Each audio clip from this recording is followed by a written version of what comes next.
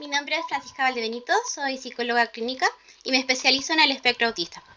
Como hoy es 2 de abril, es el Día Mundial del Autismo y por eso me gustaría poder compartir con ustedes mi historia. Yo hace apenas 4 años descubrí mi diagnóstico de autismo, el cual no lo esperaba, ya que constantemente en la universidad y en otros momentos de la vida nos habían enseñado más el autismo enfocado en hombres. Entonces, en cuanto al espectro femenino, no se sabía mucho. Al menos yo como estudiante no lo sabía. Sin embargo, resultó que cuando empecé a hacer mi voluntariado, después de haber salido de la U, empecé como a encontrar muchos casos en el espectro autista y sentía una conexión extraña con ellos y no comprendía el motivo. Sin embargo, ahí todavía no lo descubrí. Ahí empecé a hacer cursos, a asistir a seminarios y varias cosas. En algún momento siempre atendía a hombres, no me llegaban mujeres en el espectro. Y cuando empezaron a aparecer, justo estaba en un diplomado que estaban hablando del espectro femenino. Y recuerdo ese momento porque estaba leyendo un paper y de repente empezaron a aparecer características que yo veía en mí. Y empecé a sentir como escalofríos, como una sensación como extraña, como en realidad esto me pasa. Y a veces es muy común cuando estudias psicología que estás en psiquiatría o enseñándote un poco como psicopatología y te identificas con el manual de diagnóstico y todas esas cosas.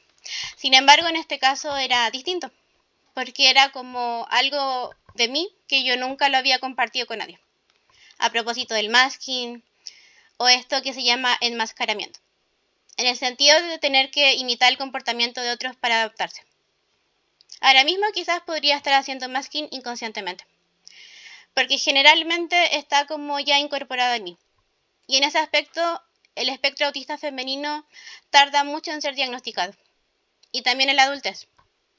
Últimamente escucho en muchas partes que dicen el autismo está de moda, como si eso fuera así, cuando en realidad el motivo por el que están saliendo más casos de autismo en los últimos años podría ser más bien porque los cambios que han hecho los profesionales que se han actualizado en el tema están sirviendo y están detectando a tiempo todos estos casos, lo que antes era difícil. Y bueno, volviendo un poco a mi historia, cuando empecé a ver estas características fue como que me hice esa pregunta. Yo en ese momento de mi vida justo ya no estaba en terapia. Había como terminado un proceso de terapia largo y había dicho como que iba a empezar a hacer otra cosa. Sin embargo, cuando vinieron estas preguntas, obviamente quería respuestas. Así que busqué a mi psicóloga y busqué a quien alguna vez en el tiempo fue mi psiquiatra. Y los busqué a ambos y les pregunté a propósito de esto. Y claro, ahí estaba como esto de que ellos siempre lo habían sabido, pero uno me lo intentó decir y yo no lo tomé. A propósito un poco de este estigma que existe sobre el autismo, sobre el estereotipo o lo que vemos en las series.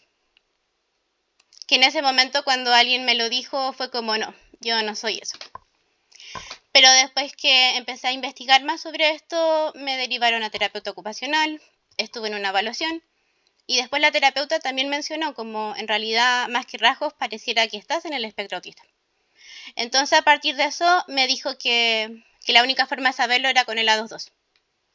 Sin embargo, el A22 algunas veces tiende a salir como un falso positivo o un falso negativo. Entonces en este caso lo que hice fue hacerme el A22 con otra área, con una fonoaudióloga, y a ella le mandé todo mi informe, o sea, psicólogo, psiquiatra, terapeuta, y también mi anamnesis, mi historia de vida. Y a partir de todo eso, más el A22, salió finalmente mi diagnóstico. Sin embargo, claro, si yo no hubiera investigado en estos papers, no hubiera hecho ese diplomado, quizás hubieran pasado más años de mi vida sin saberlo.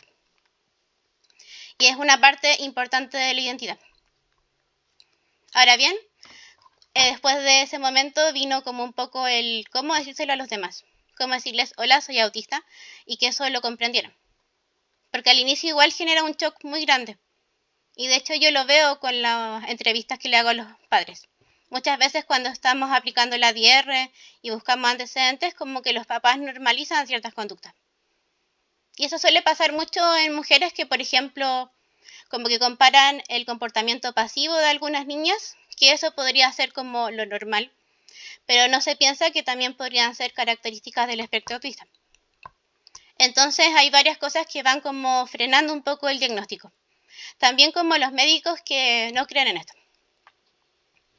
Y en ese aspecto igual me ha tocado como desde el otro lado que claro, cuando yo le empecé a informar a todo el mundo, bueno, no fue todo el mundo así de golpe, sino que empecé como mi familia, mis amigos y así, a decir que era autista, como que al inicio me decían, pero tú antes ibas a fiestas o antes tú hacías esto, hacías lo otro.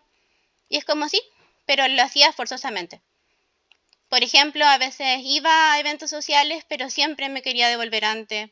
Tenía bruxismo, tenía dolor de cabeza, apretaba constantemente mis manos. Y en esos momentos no sabía muy bien qué hacer. Entonces a veces me rompía aquí los dedos cuando estaba muy nerviosa. Ahora, gracias al perfil sensorial, he ido conociendo como las cosas que me incomodan. He identificado los factores estresores. Como por ejemplo decir, en realidad me molestan los ruidos. Siempre me han molestado, pero nunca se lo había dicho a nadie. Y eso fue un cambio muy grande porque incluso yo antes vivía en Santiago, ahora vivo en Curacaví. Y en ese entonces cuando vivía en Santiago había mucho ruido en el exterior. Y tuve insomnio por 3 años. A pesar de que intentaba tomar relajante y relajarme, como a veces la gente dice, como hoy la salud mental es relajarse, pero no es tan sencillo. En cambio me cambié a Curacaví y se fue el insomnio, totalmente porque el ruido ya no estaba molestando. Y eso fue como un cambio muy grande.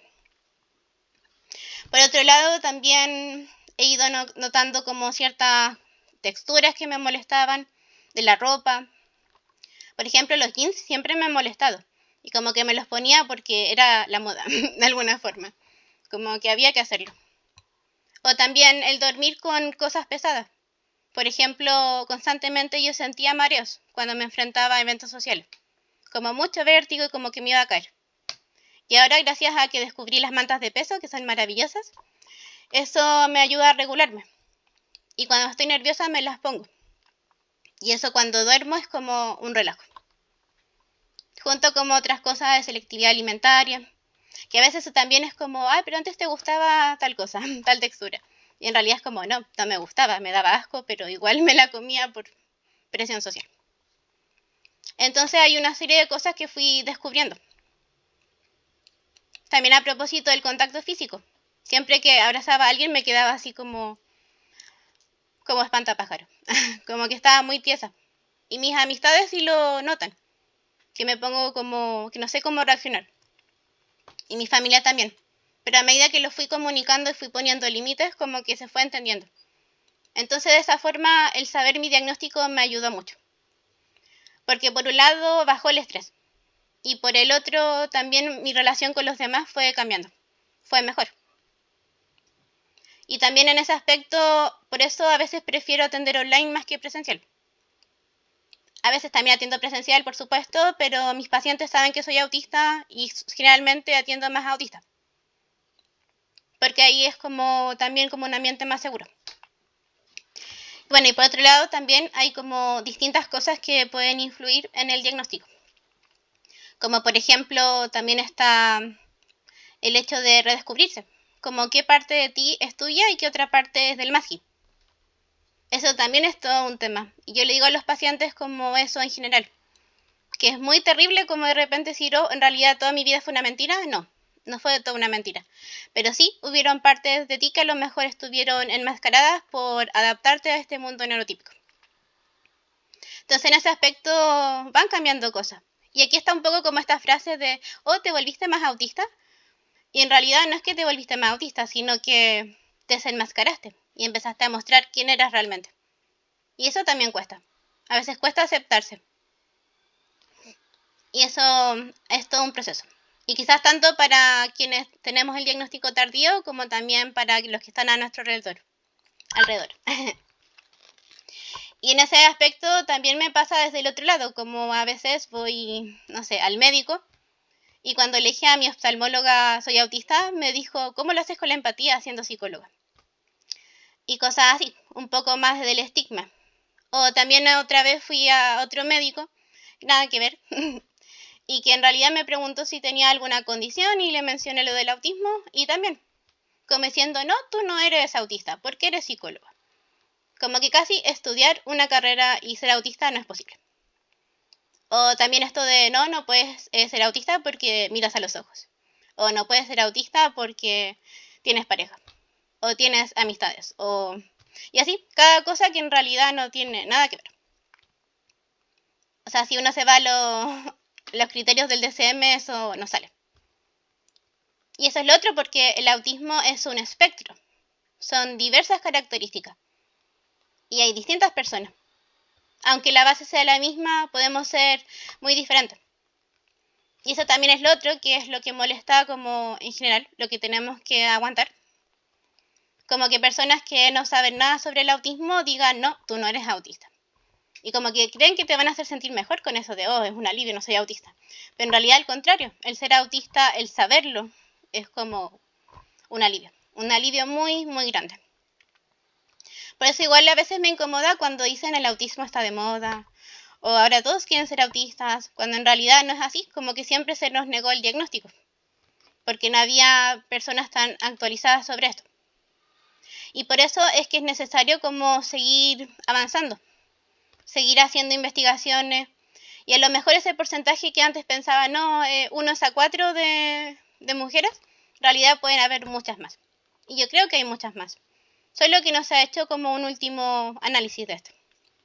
Porque ¿cuántos pueden haber estado enmascarando? Entonces hay varias cosas que hay que seguir trabajando. Y eso es lo otro en cuanto a la ley de autismo. Que ahora hay una ley que se está impartiendo en Chile. Sin embargo, también por otro lado hay cosas que todavía no se ven. Porque la mayoría de las leyes están como más adaptadas como a la infancia. Si bien ahora están saliendo como más cosas en la adultez, aún así es como que estamos dejando un gran porcentaje de lado. Porque es también como esto de que la atención temprana está como más en prioridad. Pero aún así a veces se pasan cosas. Y sería bueno como hacer un seguimiento. A veces tengo pacientes que de la infancia ya tenían características, pero nadie lo notó hasta ahora, hasta llegar a la adultez. Y eso también puede ser un fuerte golpe en cuanto a la autoestima.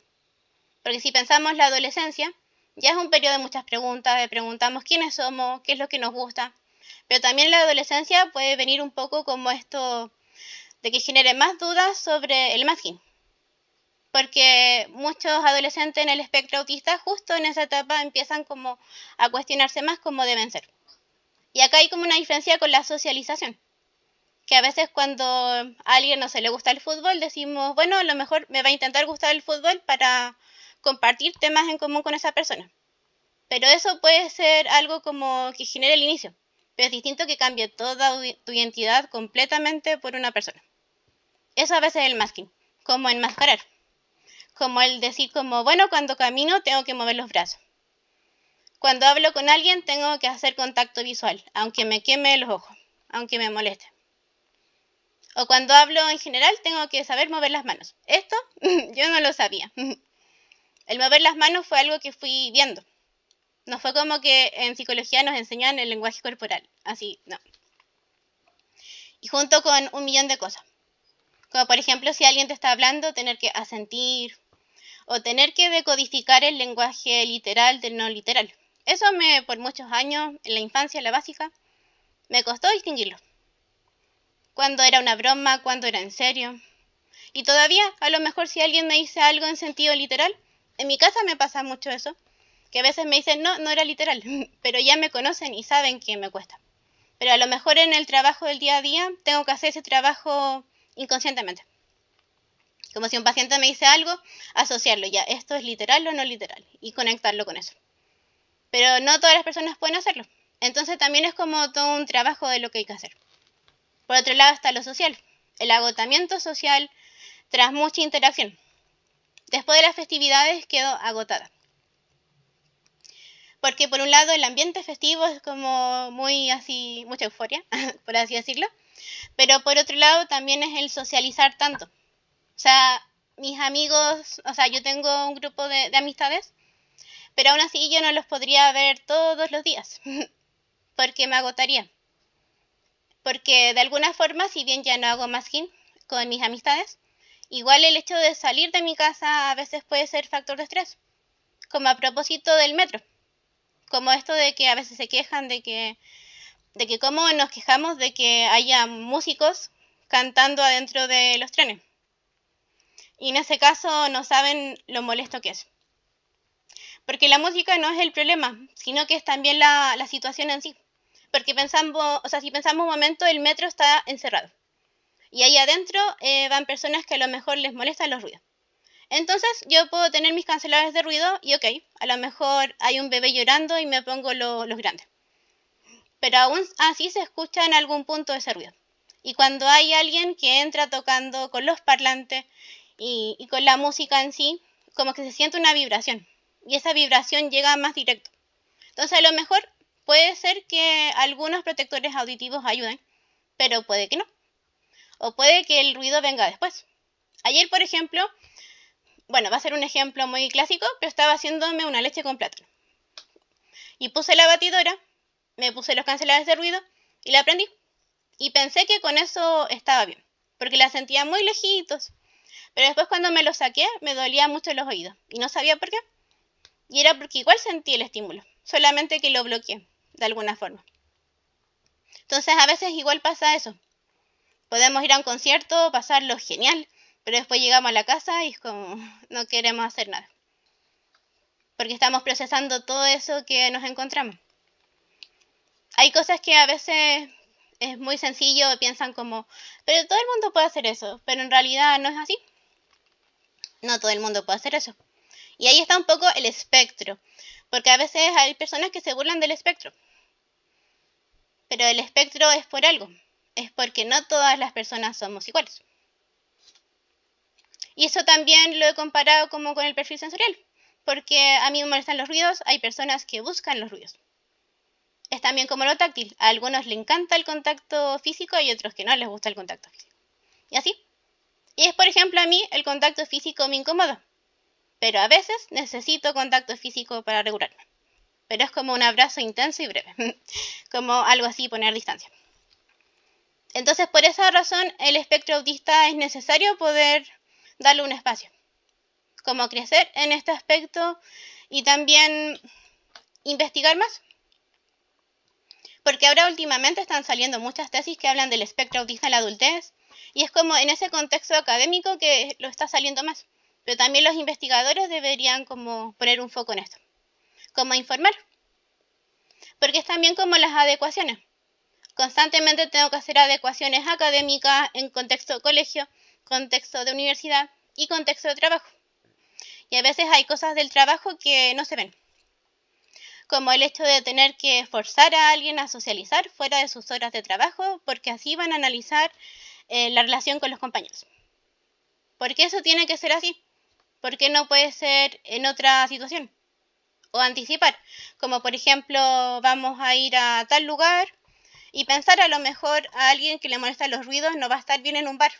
Por mucho que lo vayan a pasar bien y las otras personas lo disfruten, puede que alguien no, o puede que sí. Entonces, bueno, como preguntar, es un mínimo de respeto. Y así con diversas cosas. Y por eso en realidad es que es muy importante este día. Y bueno, no solamente este día, sino también el mes.